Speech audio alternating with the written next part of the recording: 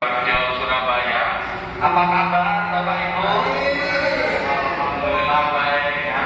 Ya baik, sebelumnya perkenalkan dulu Bapak, nama saya Mus Mudiono Bapak ya. Ya beda profesi Bapak ya. Oh iya, Alhamdulillah Pak. Ya. Ya baik, kita langsung aja untuk mengenai sejarahnya Bapak ya. Jadi Gedung Lawang Sewu ini juga merupakan heritage atau bangunan tua yang dibangun oleh pemerintah Belanda pada tahun 1904 selesai tahun 1907. 3 tahun untuk bangunnya Bapak. Dibangun difungsikan sebagai kantor jawatan kereta api atau kantor keadministrasian kereta api se-Indonesia. Jadi Gedung Lawang Sewu ini merupakan head of kantor, merupakan kantor pusat perkereta apian se-Indonesia, bukan se-Jawa Tengah tapi se-Indonesia. Nah, karena apa? Karena mengingat cikal bakal kereta apian di Indonesia, awal mulanya mulai dari Semarang hingga sehingga Gedung Lawang Sewu dibangunnya di Semarang. Mulai dari Semarang, Solo, kemudian dilanjutkan jalur Solo Jogja, kemudian Semarang Juwana, daerah Demak Kudus Pati Juwana. Itu titik awal pertama kalinya yang diselesaikan, khususnya daerah Jawa Tengah. Nah, kemudian untuk perkembangan jalur kereta api dari Jawa Tengah menuju ke Jawa Timur, Jawa Barat, ya, Sumatera, kemudian Jawa Madura. Nah, mungkin di saat itu menjelang banyak tenaga kerja Bapak sehingga membutuhkan perkantoran, akhirnya dibangunkan Gedung Lawang Sewu ini sebagai kantor kepengurusannya atau kantor keadministrasiannya. Nah, sedangkan nama Lawang Sewu sendiri Bapak itu hanya nama sebutan orang Jawa Timur dulu, bukan nama aslinya ya.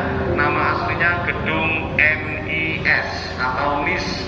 NIS perpanjangan dari Netherlands, Indis Spoor ya, Spoorweg Maskapai. Ya, Spoor bahasa Belanda Bu. Spoor ternyata bukan kereta api. Spoor itu rel kereta api, jalur kereta api. Jadi orang Jawa salah kata. Tapi kalau salah ada sekarang pun masih dipakai ya. Namanya Spoor seperti itu. Kayak yang sekarang yang itu Bapak Ibu jalur busway. Nah, kenapa orang sekarang juga bilangnya naik busway? Alasannya kurang tahu saya. Ya itu sudah menjadi adat orang Jawa seperti itu Ibu ya. Sehingga nyampe sekarang masih disebutnya seperti itu. Nah, seperti ini Bapak Ibu, Gedung Lawang Sewu. Kenapa dibilang Lawang Sewu? Karena memang gedungnya sendiri mempunyai banyak pintu. Saking banyaknya pintu sehingga orang Jawa nyebutnya Lawang Sewu. Jadi itu sudah menjadi tradisi orang Jawa kalau menyampaikan jumlah yang banyak itu cenderung disebutnya sewu. Ya. Nah, nanti kita hitung bersama Ibu. Ya, di sini sudah ada pengecekan Ibu waktu ada penetapan sebagai cagar budaya, dicek tidak ada 1000 Ibu. Jumlah totalnya 928 jalur pintu.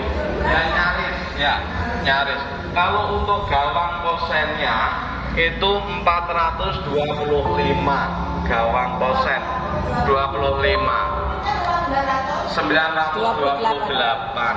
Oh berarti ya. dihitung siji loro telu papat ngono. Iya betul Bapak Ibu. Nah, karena itu yang dinamakan pintu itu kalau orang Jawa identik daun pintunya. Karena orang kalau bangun rumah sudah ada gawang posennya, belum ada daun pintunya, dia bilang tidak ada pintunya gitu Bu ya, kurang gitu. Itu gawang Pak. Ya, kalau itu jendela namanya ya. 928. Nah, jadi di sini dulu itu ada double slidingnya juga Ibu ya. Ada pintu gesernya ya. Nah, tapi pintu gesernya sudah pindah tempat. Nah, karena mungkin diambil orang ya. Nah, pada saat itu kan Gedung Lawangsewu belum dikelola untuk kereta api atau untuk wisata itu. Jadi gedung ini sempat mengalami terbengkalai kosong. Nah, di saat kosong itulah di sini nggak ada yang jaga, nggak ada yang mengelola. Artinya mungkin banyak orang yang sudah masuk sini kemudian ngambil benda-benda yang ada di sini. Nah, semacam itu. Alhamdulillah yang sekarang sudah terkondisikan, sudah ada pemeliharaan. Jadi biar nanti anak cucu kita nanti bisa menyaksikan gitu ya, bahwa gedung Lawangsewu ini benar-benar gedung bersejarah.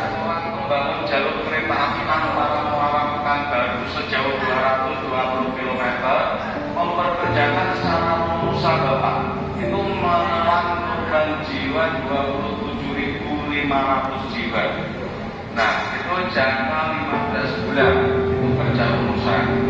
Nah, semacam itu ya, itu kerja rumusan. Nah, terus kenapa pemerintah daerah mengadakan perkereta apian? Asal usulnya bagaimana? Nah, asal usulnya itu sewaktu Belanda masuk ke Indonesia, orang Jawa itu diperlakukan tanam paksa. Itu tahun 1830-an. Nah, setelah tanam paksa mungkin akan menghasilkan panen raya gitu ya. Nah, sewaktu panen raya di Jawa belum ada alat transportasi. Alat transportasinya masih pakai kuda atau berulang sapi, belum ada truk angkut dulu ya, karena ya kan. Nah, semacam itu. Akhirnya Belanda merasa kesulitan dengan adanya alat transportasi itu. Kemudian pemerintah Belanda memutuskan untuk membangun jalur kereta api sebagai alat transportasi untuk mengangkut hasil bumi atau rempah-rempah.